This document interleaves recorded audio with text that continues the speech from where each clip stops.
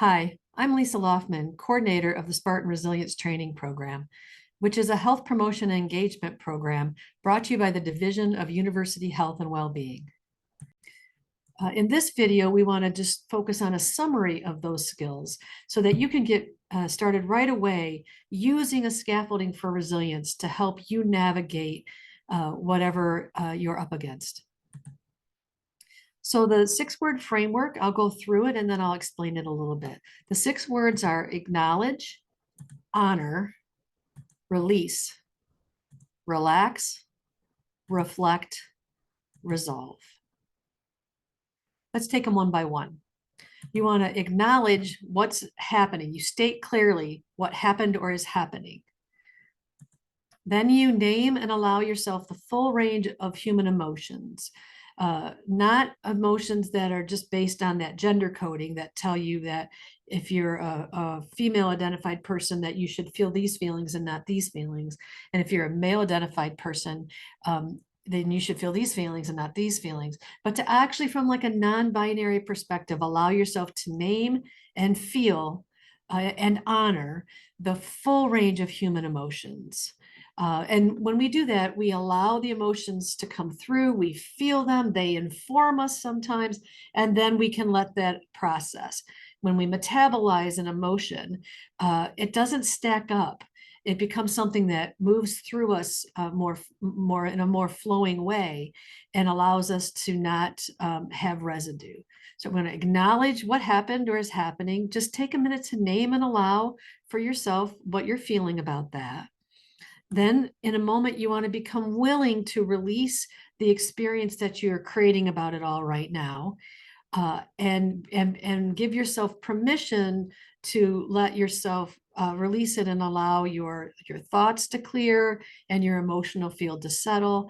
When you release, you want to be able to relax back into and plug back into your innate health and well-being in this present moment.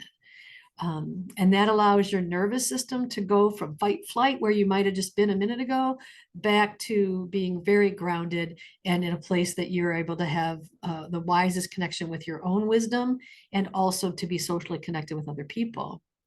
Then when you're in that more grounded place again, you want to take a minute to reflect on your core values or the values of the institution or the values that you're trying to use in a particular arena of change. And you want to, from that value guided perspective, you want to identify specific actions that you might take that would be lined up with those values. You could ask yourself, given what happened or is happening, who do you want to be and how do you want to move forward? And once you see what the value guided behavior might be, you really want to resolve to take courageous value guided action without attachment to the outcome. Sometimes when we get caught up about whether or not what's going to happen when we take that action and we overthink that, we end up not taking value guided action at all.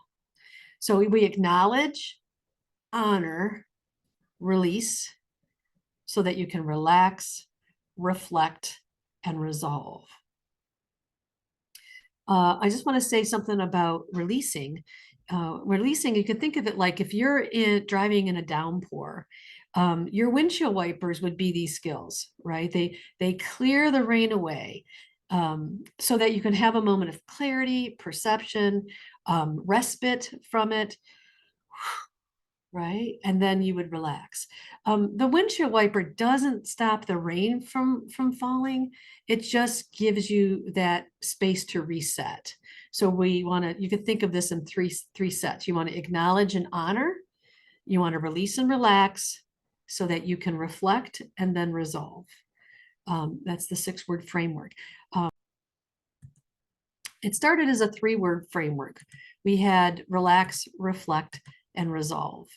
Because when your mind is churned up and your mind is spinning and you're in an upset, what we wanted people to not go from upset to behavior. We wanted people to go from upset and then have a chance to reflect on their values before they took action. And that was a useful framework in a lot of ways.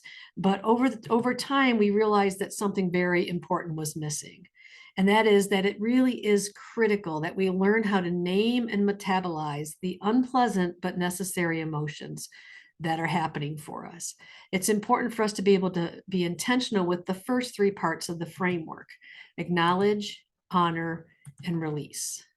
The better we get at acknowledging, honor, and releasing, the more grounded and informed we will be when we relax, reflect, and resolve.